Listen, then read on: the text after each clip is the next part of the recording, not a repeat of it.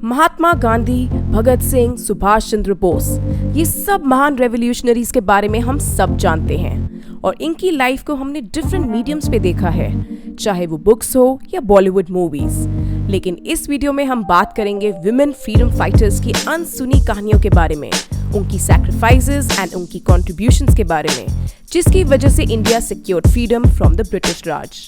सो आइए इस independent week special में बात करते हैं about these brave women freedom fighters.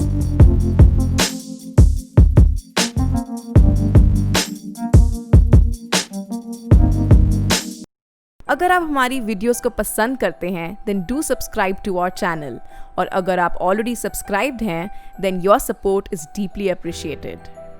रानी चेन्नम्मा कित्तूर, कर्नाटका से बिलोंग करते थे। रानी चेन्नम्मा की ब्रिटिश के अगेंस्ट लड़ाई शुरू तब हुई जब रानी के हस्बैंड की और उनके बेटे की डेथ के बाद रानी ने अपने अडॉप्टेड बेटे शिवलिंगप्पा को अपना सक्सेसर डिक्लेयर करा, जो ब्रिटिश ईस्ट इंडिया कंपनी को पसंद नहीं आया। एंड इसके चलते ब्रिटिशर्स ने शिवलिंगप्पा की रिमूवल का ऑर्डर दिया by using the doctrine of lapse.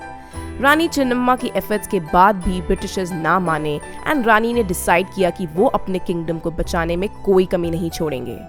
British troops ने कित्तूर किंगडम पे अटैक किया और रानी की आर्मी का नंबर ब्रिटिशर्स की आर्मी से कम था, लेकिन फिर भी the Britishers were defeated and उनके 2 ऑफिसर्स को हॉस्टेज भी बनाया गया। बट हार के बाद ब्रिटिशर्स रानी को हराना चाहते थे and unfortunately they were able to defeat her the second time. वो भी इसीलिए क्योंकि रानी की आर्मी के कुछ मेंबर्स ने उन्हें धोखा दे दिया था when the Britishers attacked Kittur. Later, Rani was captured and imprisoned for life, but her efforts were definitely praiseworthy. हम सबको पता है कि रानी लक्ष्मीबाई की लेगेसी क्या है और कैसे उन्होंने ब्रिटिशर्स को टक्कर दी, but not many of us know about her trusted and brave advisor Jhalkari Bai. उन्होंने 1857 रिबेलियन का प्रोमिनेंट फिगर माना जाता है, as she was a fearless warrior, और सबसे अच्छी बात यह है कि वो रानी लक्ष्मीबाई से बहुत रिजेंबल करते थे।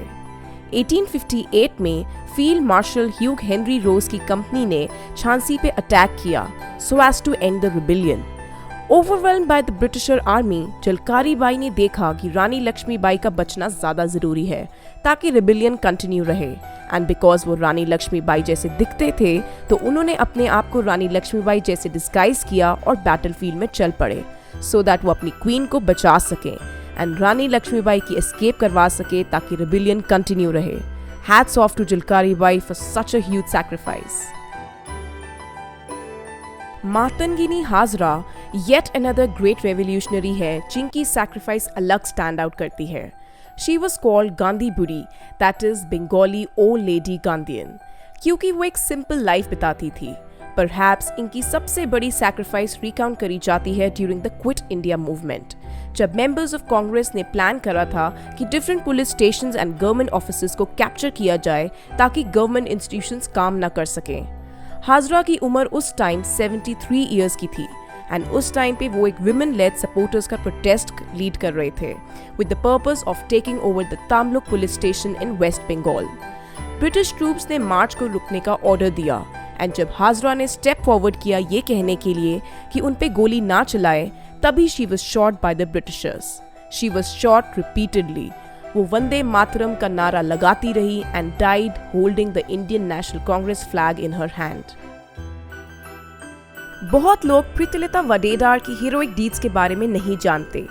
जब ये 21 साल के थे तो इन्होंने एक्टिवली पार्टिसिपेट किया इन Chittagong uprising movement मास्टरमाइंडेड bye Surya Sen इन 1930s।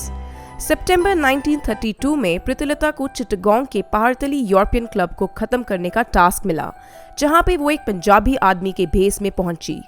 प्रीतिलता के ग्रुप ने जब वहां अटैक किया तो वहां पे अप्रॉक्सीमेटली 50 ब्रिटिशर्स ऑफिसर्स थे जिन्होंने उन्हें रिटेलिएट किया एंड रिटेलिएशन में प्रीतिलता को गोली लग गई। प्रीतिलता को ऑफिसर्स ने ट्रैप कर लिया था एंड अरेस्ट ना होने के कारण उन्होंने साइनाइड कंज्यूम करके अपनी जान ले ली।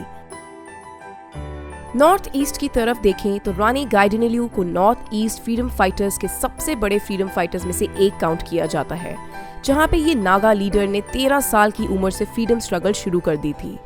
गाइडिनल्यू ने 13 साल की उम्र में हेरका रिलीजियस मूवमेंट ज्वाइन करी।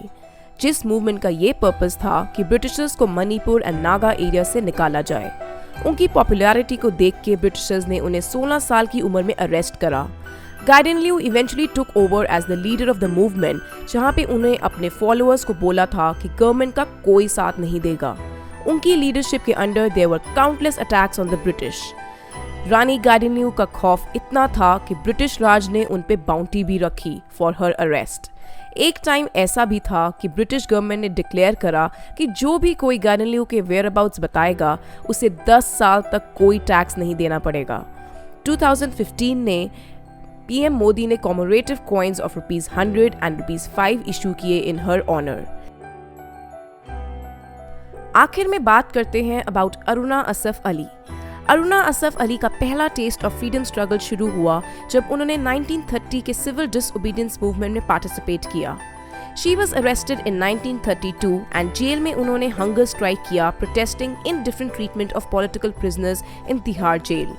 1942 में जब गांधी जी ने क्विट इंडिया मूवमेंट लॉन्च करा एंड डू और डाई का नारा लगाया तो ब्रिटिशर्स ने पैनिक में आके सब prominent leaders like Gandhi and Nehru को जेल में डाल दिया। With top leaders gone, young Aruna took over the leadership and उन्होंने मूवमेंट कंटिन्यूड रखा एंड फेमसली उन्होंने इंडियन फ्लैग गोवलिया टैंक मैदान बॉम्बे में होइस्ट करा।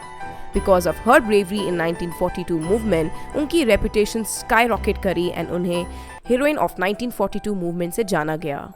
इसकी वजह से गवर्नमेंट ने उनके ऊपर 5,000 रुपए का इनाम रखा, उनकी सारी प्रॉपर्टी जब्त करी एंड अरुणा को अंडरग्राउंड होना पड़ा, जहां पे वो कांग्रेस पार्टी की मंथली मैगजीन इनकलाब की एडिटर बने।